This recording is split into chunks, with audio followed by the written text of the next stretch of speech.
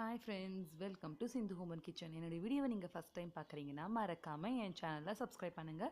பக்கத்தில் இருக்க பெல் ஐக்கானையும் அழுத்திடுங்க. அப்போ தான் நான் போடுற வீடியோஸ் உங்களுக்கு நோட்டிஃபிகேஷனாக வந்து கிடச்சிட்ருக்கோம். என்னோடய வீடியோஸை நீங்கள் மிஸ் பண்ணாமல் பார்க்கலாம். நான் இன்றைக்கி என்ன வீடியோ போட போகிறேன்னு தம்ப்நெயிலில் பார்த்துருப்பீங்க. ஆமாம், இது வந்து பேபிகார்ன் 65 தான் நான் பண்ண போகிறேன். ஸோ ஒரு கிட்ஸ் வந்து ரெசிபி. இது வந்து சம்மருக்கு வந்து கிட்ஸ் வந்து ஏதாவது செஞ்சு தாங்க அப்படி கேட்டுகிட்டே இருப்பாங்க. ஸோ அந்த மாதிரி ஏதாவது வித்தியாசமாக ட்ரை பண்ணலான்னு சொல்லி ட்ரை பண்ணது இந்த ரெசிபி.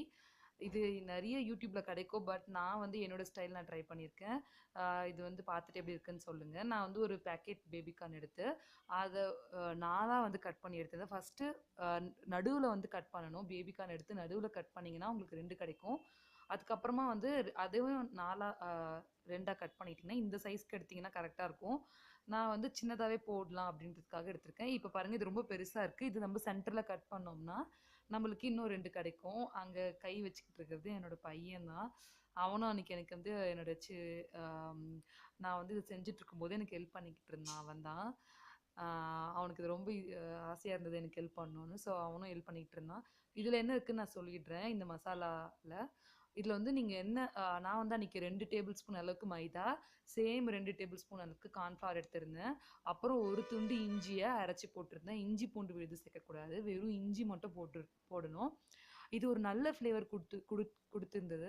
நான் எப்பவுமே இஞ்சி பூண்டு விழுது தான் ட்ரை பண்ணியிருக்கேன். ஃபஸ்ட் டைம் இது வெறும் இஞ்சி மட்டும் ட்ரை பண்ணேன். ரொம்ப நல்லா இருந்தது.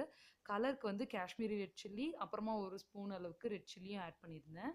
அதுக்கப்புறம் கரம் மசாலா வந்து கொஞ்சம் சேர்த்துருந்தேன். அவ்வளோதான். இது வந்து நல்லா தண்ணி விட்டு கரைச்சிக்கணும். எந்த கன்சிஸ்டன்சின்னு சொல்கிறேன் பாருங்கள். இப்போ எடுத்து இப்படி விட்டோம்னா அதை வந்து கொஞ்சம் கூட தடை இல்லாமல் கீழே விழணும். அதுதான் வந்து கரெக்டான கன்சிஸ்டன்சி. கிட்டத்தட்ட தோசை மாவு கன்சிஸ்டன்சி தான் இருக்கணும். ரொம்ப தண்ணியாக இருந்துச்சுன்னா அப்புறம் நம்ம பேபிகார்ன் வந்து அந்த மசாலா அதில் ஒட்டாது. ஸோ அதனால எடுத்துக்கோங்க. என் பையன் வந்து அவன் வந்து போடணும்னு சொல்லிகிட்டு இருந்தான். ஆனால் எண்ணெய் கிட்ட விடுறதுக்கு எனக்கு பயமாக இருந்தது. ஸோ நான் கொஞ்சம் பொரிச்சிருக்கேன்.